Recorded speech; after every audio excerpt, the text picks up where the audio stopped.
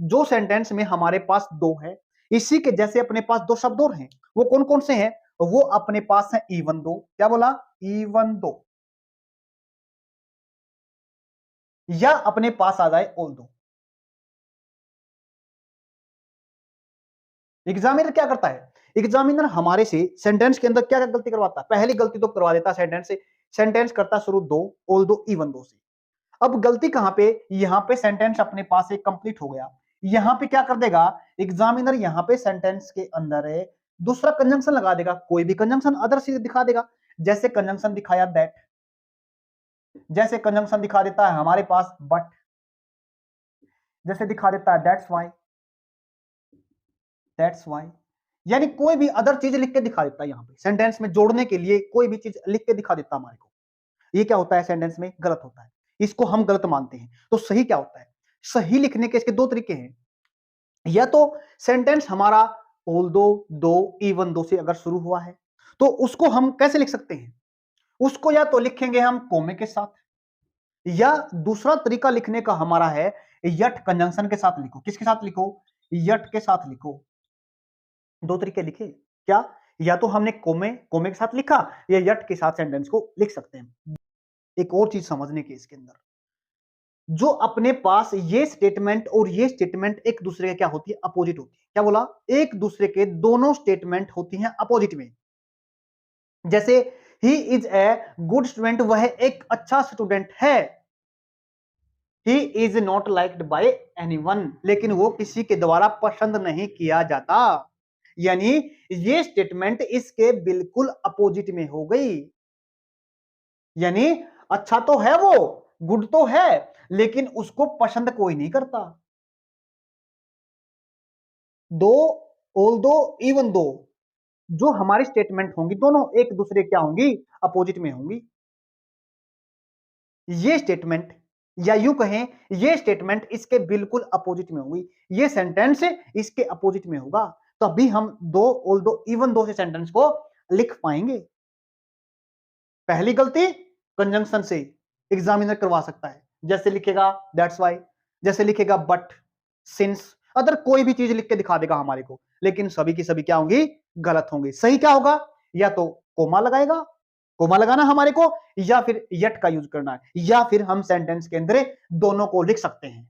अब जो सही बात है, जो हम मेन पॉइंट की बात करते हैं, सेंटेंस को रीराइट करो, एग्जामिनर कहे कैसे?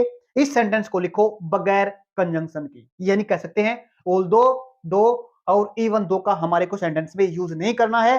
तो इस सेंटेंस को हम कैसे लिख सकते हैं इनके बगैर? देखो कैसे लिख सकते हैं। देखो हमारे पास क्या है, जब हमारे पास दोनों सब्जेक्ट एक जैसे होते हैं तो क्या करते हैं? दो एक जैसे सब्जेक्ट होते हैं, जो हमारे पास ये बी की फॉर्म है ना, ये हमारे पास यहाँ पे टाइम को दिखाने के लिए लगाई गई। क्या है?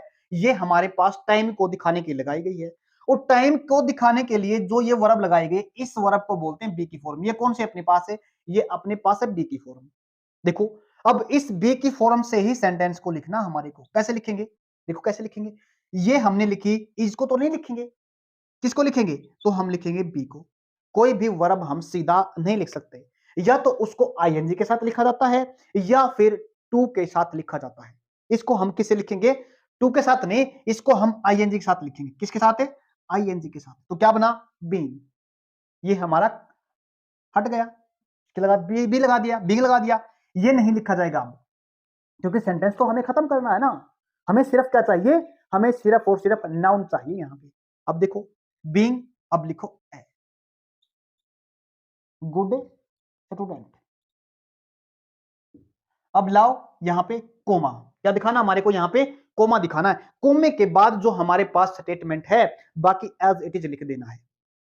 जैसे लिखा हमने he is not liked by